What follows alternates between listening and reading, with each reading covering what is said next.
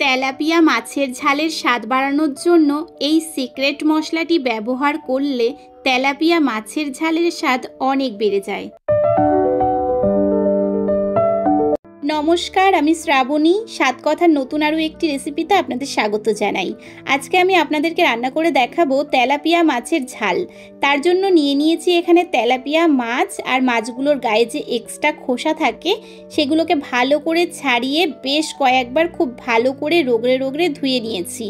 মাছের গায়ে থাকা এক্সট্রা জলটাকেও খুব ভালো করে ছেঁকে নিয়েছি। তারপর এর মধ্যে আমি লবণ আর হলুদ পরিমাণ মতো দিয়ে ভালো করে হাতের সাহায্যে মাছের মধ্যে লবণ হলুদটাকে মাখিয়ে মাছটাকে পাশে রেখে দিলাম। এইবার গ্যাস ধরিয়ে গ্যাসের ওপর একটা কড়াই বসিয়ে তাতে দিয়ে দিলাম পরিমাণ মতো সরিষার তেল। তেলটা খুব ভালো মতো গরম করে নিয়ে একটা একটা করে মাছ আমি তেলের মধ্যে ছেড়ে দিচ্ছি। দেখুন, সমস্ত মাছ কিন্তু ভাজা কমপ্লিট। তো মাছ অনেকগুলো ভেজে আগে উঠিয়ে নিয়েছি, লাস্টে এই কটা তোলাটা আপনাদের একটু দেখালাম। মাছ ভেজে উঠিয়ে নেওয়ার পর যে তেলটা কড়াইতে ছিল সেই তেলের মধ্যেই তেজপাতা, শুকনো লঙ্কা, গোটা সাদা জিরে ফোড়ন দিলাম। এরপর ফোড়নটাকে একটু ভালোভাবে লাল করে নিয়ে দিয়ে দিলাম হচ্ছে পেঁয়াজ বাটা। পেঁয়াজ বাটাটা আপনারা আপনাদের পরিমাণ মতো দেবেন, যতটা মাছের ঝোল বা মাছ রান্না করবেন তার উপর নির্ভর করছে, তাই পরিমাণগুলো আর বলছি না। তো পেঁয়াজগুলোকে খুব ভালো করে আর কি নেড়ে চেড়ে পেঁয়াজ বাটাটাকে আমি লাল করে নিয়েছি।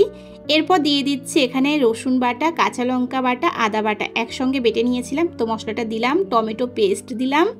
এরপর এখন দিচ্ছি গুঁড়ো মশলা, লবণ, 2 রকমের লঙ্কার গুঁড়ো, হলুদ গুঁড়ো, জিরের গুঁড়ো দিয়ে খুব ভালো করে নেড়ে চেড়ে নিচ্ছি। আর একটুখানি সামান্য জল দিয়ে দিচ্ছি মশলার বাটি ধোয়া। এইবার একটা খুন্তির সাহায্যে খুব ভালো করে মশলাগুলোকে নেড়ে চেড়ে নিলাম। একে অন্যের সাথে মশলাগুলোকে ভালো করে মিশিয়ে নেওয়ার পর গ্যাস একদম কমিয়ে চাপা দিয়ে দিয়েছিলাম 2 মিনিটের জন্য। 2 মিনিট পর ঢাকনা খুলে গ্যাস বাড়িয়ে খুব ভালো করে সময় নিয়ে নেড়ে চেড়ে কিন্তু মশলাটাকে আমি একদম দেখুন কষিয়ে নিয়েছি। মশলার গা থেকে একদম তেল ছেড়ে এসেছে। এবারে আমি আগে থেকে করে রাখা গরম জলটা দিয়ে দিলাম পরিমাণ মতো। এরপর আবারও নেড়ে চেড়ে ঝোলের সাথে মশলাগুলোকে মিশিয়ে নিলাম, আর মনে হলো আরেকটু জল লাগবে, তো দিয়ে দিলাম গরম জলটা। তারপর আবারও একটু নেড়ে চেড়ে নিয়ে সামান্য সময় ঢাকা দিয়ে দিলাম মিনিট 3-এর জন্য, মিডিয়াম টু লোতে রেখে গ্যাস। তারপর ফিরে আসলাম 3 মিনিট পর আর দিয়ে দিলাম একটু চিনি। এরপর খুন্তির সাহায্যে আবারও খুব ভালো করে নেড়ে চেড়ে ঝোলের সঙ্গে চিনিটাকে মিশিয়ে নেওয়ার পর একটা একটা করে ভেজে উঠিয়ে রাখা মাছগুলো ঝোলের ওপর ছেড়ে দিলাম। আবারও একটা খুন্তির সাহায্যে মাছগুলোকে উল্টে পাল্টে ফুটিয়ে নিলাম। এরপর দিয়ে দিলাম গরম মশলার গুঁড়ো। এইবার সবশেষে আমি সেই সিক্রেট মশলাটি ব্যবহার করছি, যেটা দেওয়ার কারণে এই মাছের ঝাল খেতে অনেক গুণ ভালো হয়। এটা হচ্ছে কাসুন্দি।